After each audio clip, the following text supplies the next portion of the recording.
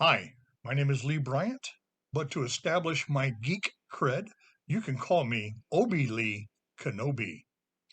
I have been teaching for 28 years and have taught American history, explorations of math, that was an adventure, ESE English, law studies, American government honors and regular level, economics honors and regular level, and AP comparative government.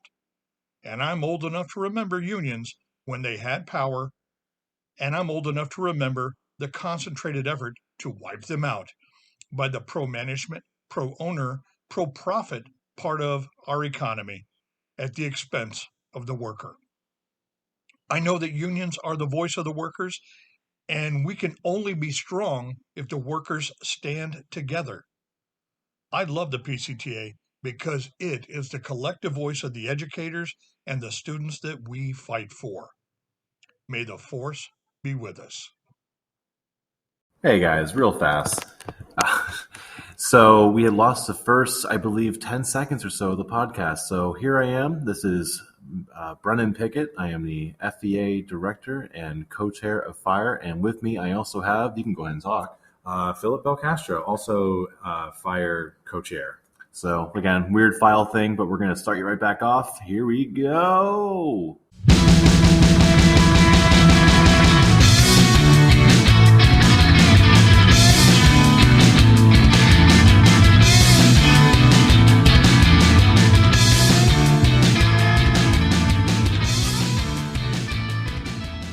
A first-year teacher you might be familiar with already, but we also have what they consider a veteran teacher along with us.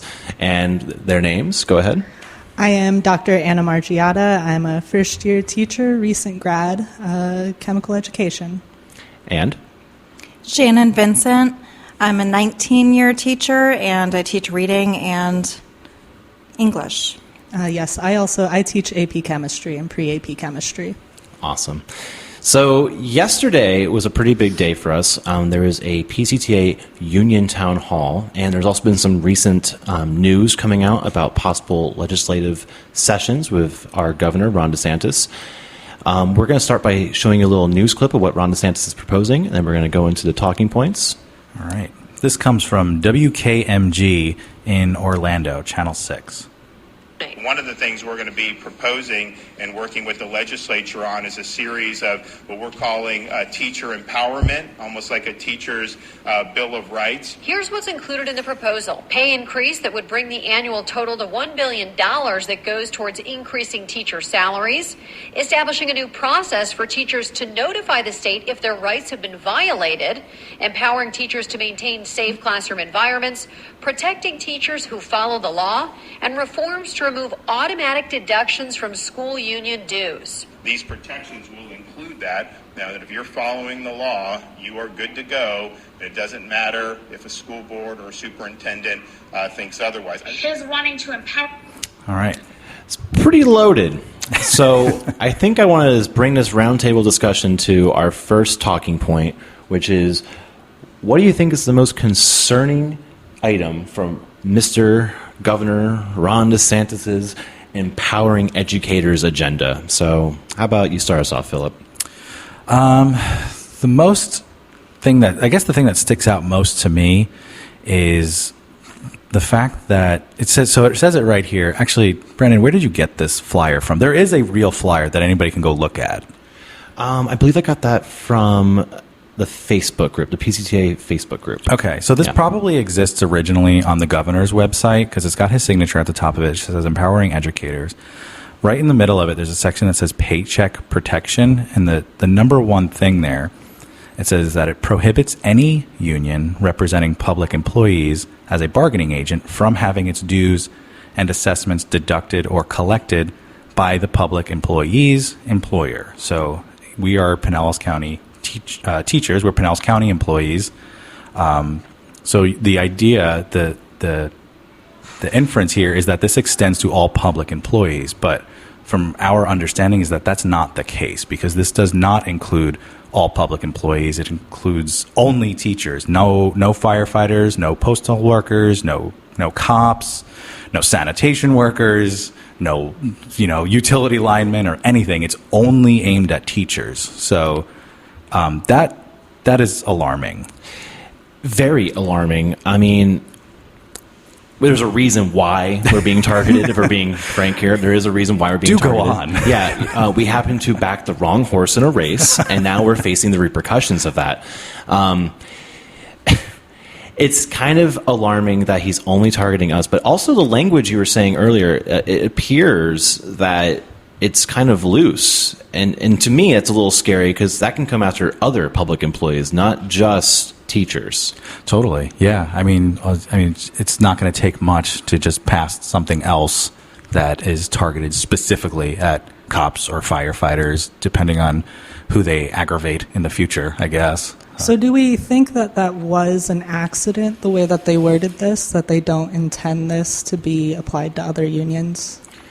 I think like most of his bills that have gone through, they're just kind of slapped together and then they get thrown through a legislative process and then we get something at the end that no one's happy with. Well, this is also not law yet. This is technically a proposal. So it's the wheels are in motion. The snowball hasn't really formed yet. Right. I think for me, if I'm looking at this very closely, this is my favorite part. Governor DeSantis is proposing $1 billion to contribute to increase teachers' pay for 2023 and 2024 school year. This is an increase of $200 million from the prior year. So we did some maths, as they say in Great Britain, right? We did some maths, and during the town hall last night, they went a little bit more in depth as well. I believe this is going to increase our salary about 1,200 whole doll hairs. A year. A year. Which is about $20 a week. Which I don't know about everybody else at this table, but that's not even 1 month's rent for me. That's almost a soda pop. I could get 2 avocado toasts, maybe. That's exactly. You can get 1 dozen eggs at this point. So, Shannon Vincent. Hey. It's first time podcaster here with us, big time supporter, super Thanks fan, our first super fan. What is popping out at you of this guy? Okay, well, I mean, it's smoke and mirrors. It is trying to entice people that this is a good thing. It's called Empower Educators. It's a teacher bill of rights, but hiding in there is really the dismantling of the teacher union. And so this is just one thing that he passes, and he's promising this $1 billion. But after this year, he could say, you get nothing.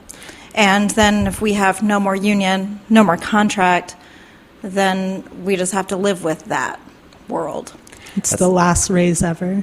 Right. The last pretty much raise. That's what I was getting at as well, because what he wants to, and I'm looking for the language in here, but it essentially said he wants to get rid of our right to collectively bargain. Yeah, definitely. And what we're doing here by agreeing with this bill, this plan, right, this agenda, is by saying, yes, we love to get $1,200 more dollars, and we'll never get a raise again. Thank you. For good. Yeah. Could be the case. It will be the case if this gets passed, in my opinion. That's a really cheap buyout of us. For $1,200? I think it speaks about how they've always felt about us, frankly. Right? Oh, they can just purchase a couple teachers with $1,200. It's great. It's great. I wonder how much other unions charge to be bought out. We should just go ask some police and some firefighters. Be like, how much would it cost for you guys to never get another raise? Yeah, what would you settle at? Right. What is your bottom dollar? We'll do like Pawn Stars. I just saw that Pawn Stars is going to start filming in Tampa Bay now. Yes. We'd be like, we'll buy you out for $1,200. The best I can do is 25 cents. The other part of this is they are saying that it's going to empower us, and one of the things that you brought up earlier is that there's going to be protection for us in the classroom, but I think that's aimed at one type of teacher, and it's certainly not teachers who join the union. Those people who are frustrated with the lack of consequences for students who misbehave or possibly are fighting in the classroom. So I think I would have to do some more research about, frustrations that some teachers are having about that, but they're saying it would protect us to protect ourselves. I I don't know. It's common rhetoric. If you've been going to the school board meetings, it's very common rhetoric to see that. The school board members are very much about that as well, which is they got to find a way to protect us from our students. And students need to have corporal punishment, and we need to be enforcing rules on our students. Very no zero tolerance policy coming through. And to them, that might be the solution, but I think it's a little bit more nuanced about why there's a teacher shortage, and that's the only one they can kind of grasp onto, because I think everyone can agree with that one talking point, is that we're being kind of overwhelmed, but also because we have large class sizes. Yeah, so what Shannon was referring to before we started recording, I pointed out on here under the Teachers' Bill of Rights, one of the things it says is protect teachers from litigation and professional practices sanctions when they take action to restore the safety or educational atmosphere of a classroom. And as like trans, queer, non-binary me, I think about like the whole culture war thing. And for me to increase the safety in my classroom and my students' safety, some things that I would do would be to acknowledge their gender and use their pronouns. Totally. And like teaching this African American history and this like all of this CRT, queer theory type of content, so that these students know that like they're not alone in one way, but also like how the world works for people who are queer and people of color and that sort of thing. But that is absolutely not what they're referring to. I was really confused, so I looked it up more, and on the flgov.com there's a little bit more information. It says that it's supposed to empower teachers to maintain safe classroom environments by creating a stand-your-ground classroom safety policy to protect teachers who are Sounds often like guns judged to me. unfairly. I was going to say, are we getting guns? They've wanted that to happen. Is that how much a gun costs? Is it $1,200? Is that why we're getting He's it? getting us the bonus to get a gun, guys. And this We got certainly it. doesn't protect what the union protects us from, which is being able to teach our curriculum. I was reported last year for teaching my curriculum. So this is not going to do that.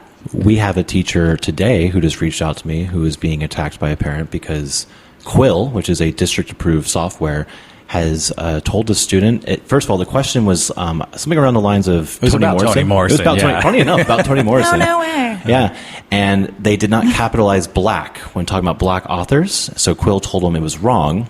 The parent then emailed this teacher and said, "Excuse me, why is it saying this? And also, is the content here really district approved? What are we doing?" Oh, I didn't see that. So I didn't know that. this email chain keeps being formed more and more, and I eventually told this teacher, "You need to back away from that and just give it to your That administrators." definitely feels very baity. It is. I feel the parent was trying to bait. This teacher is also an African American themselves, right? So it is baity. And what are they going to achieve from that besides banning Quill now? Are we just going to ban school? I'm down. Let's ban school, guys. Let's ban school. I mean, Just give me my gun and ban school. Yeah. That's all I want. Well, it's sort of like what you were saying just the other day, like just stick some cops in the classroom with Albert I.O. Is that like what we're going Right. to end up with? Just Right. someone there to like guard the children or whatever, True, and then yeah. them on their computer. So Albert I.O. is one of these like online programs similar to Quill. We have a lot of them. The district kind of went ham Many during programs. the pandemic and bought like 1 million programs. So we have like online versions of textbooks. We have Common Lit, which is like another literature repository. There's IXLs for math. There's, Lexia for reading. Lexia, There's- Apple Ruth for test prep. There's just so many of them. So Albert I.O. Is one that I use in my classroom. The district has sort of like officially mandated that we use it. And they all have like various levels of functionality or usability. Like they're basically just data collection tools. But it is kind of, I mean, the students are noticing. They're saying, well, how come we're doing Albert I.O. every day? How come everything's on Common Lit? And actually, the student who was in here earlier was asking me for extra credit. Their class, there were students in there who said, can we just write an essay about how much we hate Albert I.O.? And I said, well, I don't know if that's necessary, but you can. I mean, there is a noticeable difference among students of online instruction versus direct instruction. They're getting a little burnt out on the constant online babysitting. And there's whole classes, even here at this school, there is a teacher in the room to babysit computers. And I think like everyone can understand that at this point with COVID and Zoom and getting burnt out on Zoom. Like these kids don't want to come to school just to be on a computer all day. I had this conversation with one of our administrators today. about teaching multiple choice. Because for listeners, I am an AP language and composition teacher, and part of my final exam is 45 multiple choice questions with very dense passages. They're not easy to read passages. Even I, the person who teaches the course, struggle with these, especially under a time limit. They get like an hour to answer 45 questions. It's insane. When we actually do Albert I.O. in my class, I call it the game of does Belcastro get his questions wrong in his own class? Because they're like SAT style, Right. and sometimes I disagree with the reasoning. I said, this doesn't even make sense because there's a word in there that is somewhat subjective. I'm like, their own reasoning is like not even clear. Well, the thing we were talking about today, though, is I said to him, like, I want to help these students like know how to answer these questions correctly, but I'm not going to just teach multiple choice. You know what I mean? Like, what does that mean, by the way?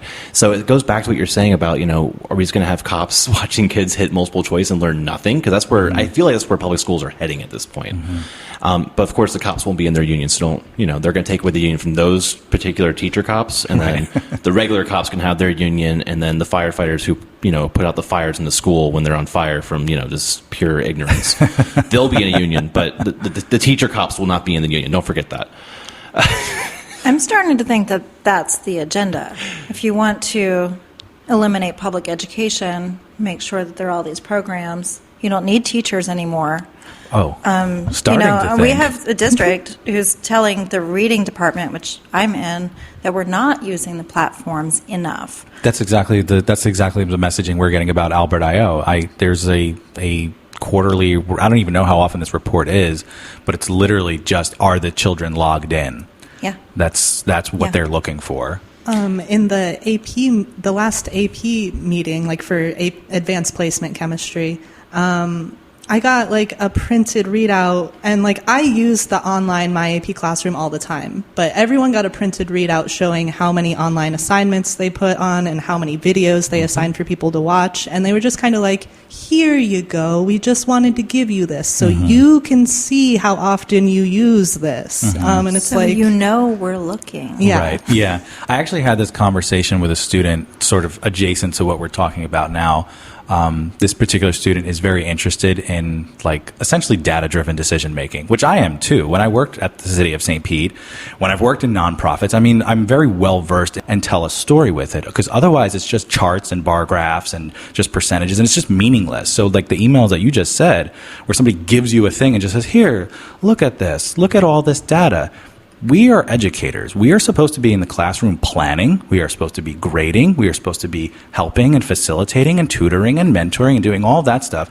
There is somebody else up in Largo whose job description, whose paycheck is to read data and to decipher it. That's not, that is part of what we do, but to just hand you piles and packets and pages of data and for you to analyze it, that is somebody else's full-time job. That is not our full-time job. So just to bring us back on the rails for a second, it goes into my one of my points, which is, it's not if this legislation, this law passes, right? It's not if, it's when. When will this pass? And it should be coming around in March. And I think if we're thinking of the repercussions of what this bill might achieve, right, it's going to achieve a lot of things, right? He's going to decertify unions that are under 60%. Those of us who are listening, PCTA is sitting around 53%. It's going to eliminate due deduction, right? So our paychecks can no longer take dues, and that means we lose members, which means we go below 53%. And I make this very clear to everyone as well. There's almost no local in the state of Florida that is above 60%. There's about a dozen 60% or above locals in the state of Florida. So if they take away due deduction, they're going to drop below 60. If they pass this 60% law, they're going to lose their union as well. So you're thinking of what are the repercussions here? Well, we're going to have cop teachers. That's what they want. They want to destroy public education to the point to where you just replace teachers, actual teaching, actual education. Direct instruction. Yeah. To just a guy with a gun maybe who's like, all right, sit on your Albert I.O., click the button, and we're going to call that learning. I guess. Do we get veteran teachers preference if we just want to go become cops so we can stay in the classroom? Hey. So that's how we get our gun. We get our cops union. make more money. Yeah, that's true. So we get more money. We get our gun. We get our union, and we get our jobs back. We just go all become cops. I guess if I have to be a cop, I would do it. I guess if I have to keep hanging out with these kids. I feel like the firefighters they're more like, I like them. They're like burly dudes. I want to be a firefighter. I want to have an axe. So, to bring it all together, last night there was a PCTA town hall meeting. We had special guests, Andrew Spar and from FEA, and we had some, I think, AFT representatives as well. I don't think anyone from NEA was there, and we also had Nancy Flaherty, and then we had our PESPA president, Nellie, so on and so forth. And I called it, when I invited everyone, I called it the Doomsday Meeting, because that's what it was, Doomsday Meeting. It's okay, it's all coming to an end. So I kind of want to go around real fast, round table, and just say, what was the biggest takeaway for you when it came to the PCTA town hall meeting? Well, one positive thing that I could say about it is it was Andrew Spar and Nancy Velarde were modeling how to impassionately talk about all of this. I guess that was something that that I could tell that they care, that they want something to change, and they were talking to a group of people who all felt the same way, and we can see how to talk about these things with other people. Okay. Yeah, because that's what we need to do is talk to people who are non-union members about joining and why they should join. So yeah, that was good. I guess my favorite part of it was it was really eye-opening to see the North Carolina contract because they no longer have a union, and it was just like a page and a half long. We couldn't really see it, but I mean, you could tell it was just a page and a half long, and our contract is pretty detailed now, but that's what we might become if we no longer have our union. And I love our contract. We have a great contract in this district. We do. Agreed. And it's been bargained over and over and over and over and fought for decades. You know, this isn't just something that came out of nowhere. We're going to lose that with our union. We lose that. I thought it was pretty cool. I asked you even as the meeting was starting. I got there late. I was at the gym with Miss Brazil, getting huge so I could become a cop or a firefighter. I don't know if they let you be both, but that Andrew Spar, the FEA president, took the time to actually talk to us, because FEA, I mean, this is like alphabet soup acronyms, right? PCTA is Pinellas Classroom Teachers Association. We are also part of the Florida Educators Association, which is also part of AFT. So that was FEA. AFT is America. Is that American Federation of Teachers? Yep. And also NEA, National Education Association. There you go. He's got the alphabet down. Yeah. So that fact that the FEA, which is bigger than PCTA, that they bothered to even chat with us was pretty cool. I did dig that. There were some fun facts I learned about losing, what would probably happen if we were to get decertified. One of it was that we pay 80/20 for our insurance, so that would probably go away. There's family plans that we've been fighting for a long time here in the district that will probably be changed. We lose our union. Are you telling me some teachers can afford a family? That's some insane. Teachers apparently have families. Whoa. I know. It's not that we can afford it. It just happened. It just happened. I'm starting to pick out bed sheets for my car. And then one big thing I liked about this meeting actually was that Lindsay Blankenbaker, who's our executive director, she is calling for people to message her, and if anyone's listening and interested, we are looking for member organizers, and we are willing to pay you. PCTA is willing to pay people to help organize members. I think that was a really big key takeaway for me as well. What did we not like? I feel like every union meeting I have been to thus far, and again, I'm a first-year teacher, so this is like my third union thing, maybe fourth, but all of them have basically been, you need to beg other people to do things. And that was sort of the main message, that we have to beg other teachers to join, and then we have to beg other people to ask Tallahassee to be nicer to us. It's a little disheartening. Yeah, it doesn't feel good to be there and listen to that. Especially I do enjoy hearing them talk, but also we all agree with all of all the stuff that they're saying. Right. So there should be more action steps than just begging. I agree. Right. The action steps. And just a little bit about myself. I mean, I pride myself on getting people in the union all the time. In fact, this year I got a special paper plate award for getting the most people in It's the still district. hanging in the mailroom. Yeah. I mean, I do talk to people, but I mean, for me to hear recruit 10 people into the union, I don't know who else to recruit into the union, guys. You I know don't what think I mean? we've said it, but our school's union density is over 70%. So About 78. it's about 78% our school. So I think there's less than 10 people at this school who are non-union, right? So to tell us is kind of echo chambery because we're all here in the room in the union, and we're all here, a lot of us, because of Mr. Pickett. But who else are we going to ask? And it's like everyone in that room, everyone in that Zoom call, I think, wants the union to be better. And it was a lot of just like us nodding our heads and saying, and I'm pretty sure a lot of those people in that call, I'm sure they probably talk to people all the time about joining the union and why the union matters. I'm sure they do. I believe it. Yeah. I see names in these chats all the time. I recognize these names. I know who these people are. So to me, it is disheartening to be like, this is our solution. We just need to increase membership. And it's like, we know. You're right. Yeah, the specific solution that they offered was that we need to get 10 people to join. And if that was possible, it would have been done. Because what you have to do is eliminate the issues with joining or make them easier. And the reason why they're not easy is because you have families who really can't afford it. I'm one, and I'm, taking a cut. I have to do it. But, I mean, for years, and plus, there's a lot of teachers who work at schools where there's fear-mongering about going to union meetings, and we have a lot of that. And this new thing that DeSantis wants to do, I think he is saying we cannot have any union activity whatsoever on school grounds. So that's scary. So how do we recruit when we can't talk to these people? Right. And how can we prevent any of this agenda from making it even worse? I mean, is there a real solution? I mean, we're dogging PCTA right now, but it's like, well, what is the real solution? I have some. Let's hear it. What do you have? I mean, and I think that's what we should be doing is have a session where we brainstorm things that we really can do. Right. And I kind of was hoping that that's what we would see last night, that's what was going to happen.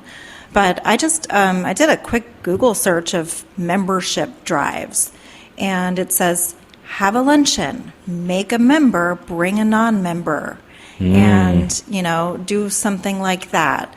And I know that, I always say, hey, let's do a membership drive and do a discount on the dues. And I know people kind of scoff at that, but I feel like we might lose it anyway.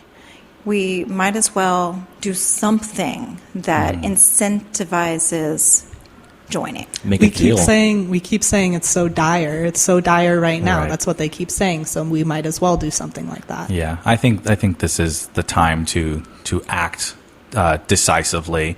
I kept making the joke during the Zoom call that this is like the Battle of Helm's Deep, right, from Yeah. Lord of the Rings. We make Lord of the Rings references We do make a lot of Lord of the Rings references, but like this is our last stand, right? And our solution is to find 10 more elves to fight with us who are already inside the fort.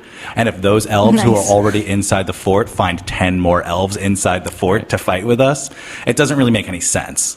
I think I made the same Lord of the Rings reference that Aragorn's like telling people to rally more people, but they're already behind the wall waiting to be killed. Right.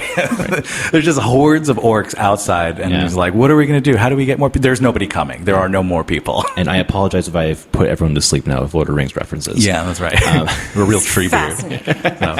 I also think that we should have some swag. We should have stickers. We should have T-shirts. Yeah. And we should be giving them away. I don't know. I have some slogans now because I did that search and I could not find anything that was pro-union. It was always against union. So the lady who successfully banned the Toni Morrison book, she gave me an idea. Ban fascism, not books. Join the union. Okay. That's good. Like having a contract, join the union. I mean, something short, simple, on a sticker. And we need it. I hope my students aren't listening to this, but Chat GPT is a great place to get slogans as well. I actually looked up slogans for this podcast using Chat GPT. Excellent. And it's fire. You can say, hey, give me top 10 best slogans. It'll pump them out. That's pretty cool. And you pick your best. Wow. All right. I think we're going to end it here. We're going to take a quick break. And when we get back, we're going to do our Based Awards. Ooh. All right. We'll be right back.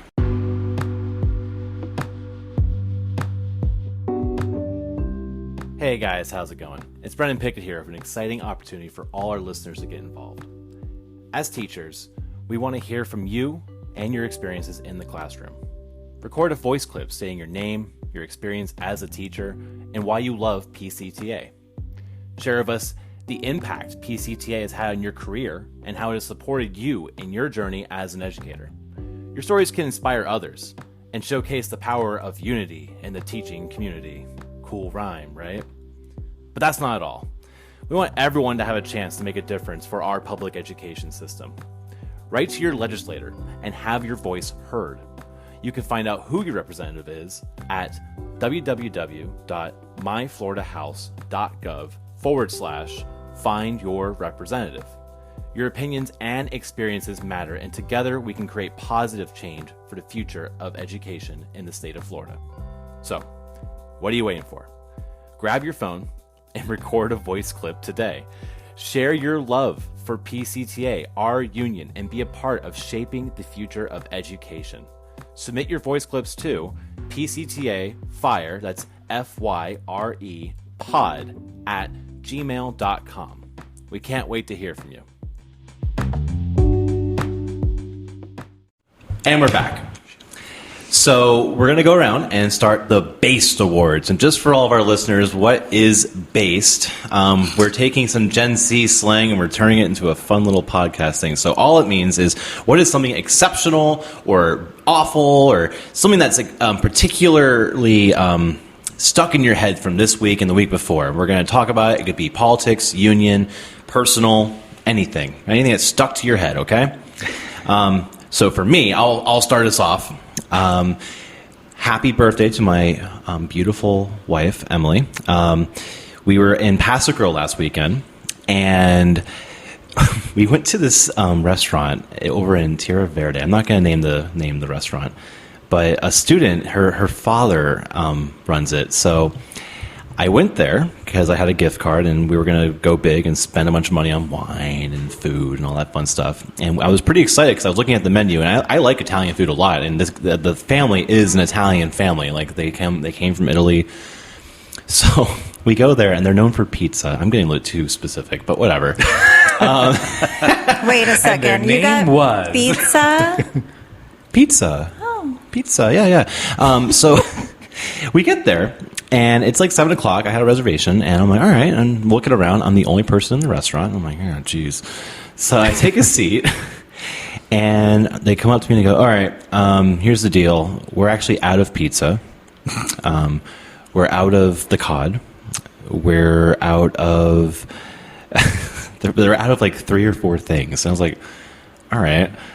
Okay, so we ordered some apps. We got a bruschetta, and we got like, pasta fagioli, and they come back like literally like a minute later, and like, actually, we don't have any tomatoes for the bruschetta.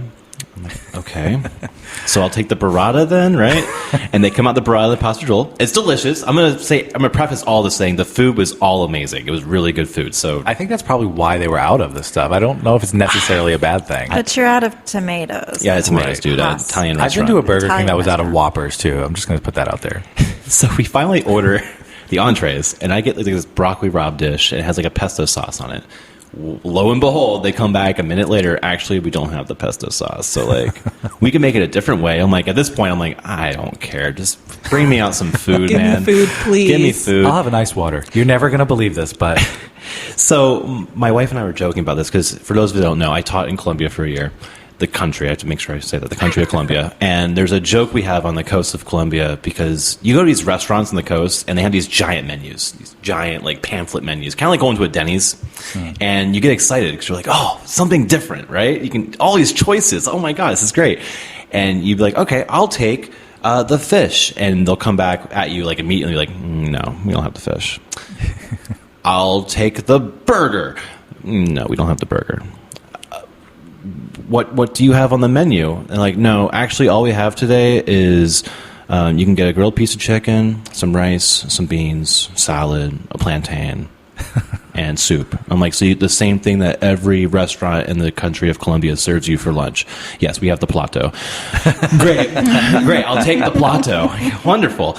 And that was so we were joking, basically made the connections that we felt like we were back in Colombia for a second. Maybe they didn't spend so much money on those giant menus. They would have money for ingredients. No. Corruption. So, who's next? Okay. Oh yeah. Well, I got the privilege of watching a YouTube video from the parent who banned the bluest eye, and thought it was really interesting when she said that the teacher was wearing a T-shirt that said, "Ban fascism, not books," and then wondered, was that about me? Not everything is about you, Everybody Karen. should watch that video. It was interesting. Yeah, you can find it easily, probably. Just look up her name. We're not going to drop the name in this podcast, but you can look up and find her name easily. My nomination for Based Award is to our dear friend Stephanie Rizal for when she got to the meeting last night. She turned her mic on, and all you could hear is, Phil, come on over here. They want you to talk about a strike. And it was like after Andrew Spar had finished talking, it was during I don't know her last name, Carol, the second person who was talking. Yeah. I was in the middle of her thing, and so then everyone's just like, please turn your mics off. No acknowledgement. Moving on. No. In my So defense, that was very based, Rizzo. Very, very based. in my defense, I wasn't there because I was bowling, and that's why she wanted me to talk about a strike. So. Oh, that's what it was, right? Yeah, Talk yeah. about the strike you just got. Yeah, exactly. My based award, I guess this is going to sound kind of stupid. Makes it sound like I'm based, but this week I shaved my head. You are based. Yeah. Or this is leaning heavily towards cringe, but my hair, it was like 2 feet long. It was pretty long. And I just buzzed it. I had a friend of mine buzz the whole thing, and I donated it to Locks of Love. And then I came in on Monday. Half the school thought I was a substitute teacher. Nobody recognized me, which I expected. But then A student did ask you if you are a substitute teacher. a student did come directly up to my face and ask me if I was a substitute teacher. But another student said, "Oh my God, you look like Gru." And then like a light bulb went off in my head. And I was like, this is amazing. And then I pulled up a picture of Gru and realized that I own all of those clothes. And I said, I'm going to come in tomorrow dressed like Gru, and I'm going to bring in a bunch of bananas. And if you guys wear yellow, we'll all just go around the school handing out bananas like Gru and Minions. So I did that. I had a striped scarf, like a black outfit, and with my bald head, I tried to own looking like Gru. And we did. We just handed out a bunch of bananas. And actually, a lot of the administrators also hadn't yet seen me because this was Tuesday, right after I had first done it. So I'm going around the school talking like Gru, asking everybody if they want bananas, and everybody's just doing double takes. Like, what is going on here? So unfortunately, I was out on Tuesday, and I got to miss this event. What is your best Gru impersonation? So I don't actually really know the Minions and Despicable Me movies very well. Like, I've seen them, but I don't know if there's 2 or like 100. Like, they all just kind of run into each other for me. Right. So I was just walking around talking like this, saying, "Would you like a banana?" So you're Borat? Yeah. That's awesome. Listen, if we go back to Lord of the Rings references, I'll break out Smeagol, but you guys haven't earned it yet. I'm sad I didn't get a banana. Yeah, well. I didn't get one either. He told me I was too far away. Yeah, left you are too out. far I'm away. right below you. Gru and Borat, we don't go anywhere. We only stay where we live. My wife. Well, I think that's it for today's show. Little reminder for everyone listening. There are school board meetings this month of February. Here we go. We have a lovers meeting on February 14th at 10 a.m. I think it's a great opportunity for you to take your lover on a date before your dinner or lunch. So, hey, let's go talk about book banning and then go get a delicious lunch at Denny's or what else is in Largo. And then we also have one. Bring a lunch. Bring a lunch. A picnic. Yeah. And then we have a school board meeting on the 28th at 5 p.m. And you can bet you'll see me, Philip Belcastro, probably Anna. Yeah. Yes. And then we're gonna. Basketball's over, so I'm going. Even Nice. Shannon I think. Vincent. So we have playoffs. There's the game plan for this month. We hope to see you there. We're rallying the Riders of Rohan, and we're going to be down at the school board on the 14th and the 28th. Some special thanks before we go from Dr. Anna Margiotta for transcribing our episodes, superfan Shannon Vincent for today's topic, Carla Correa, Jamie Beck, and, of course, our lovely president, Nancy Volardi. This is your host, Brennan Pickett. Peace out. Peace out.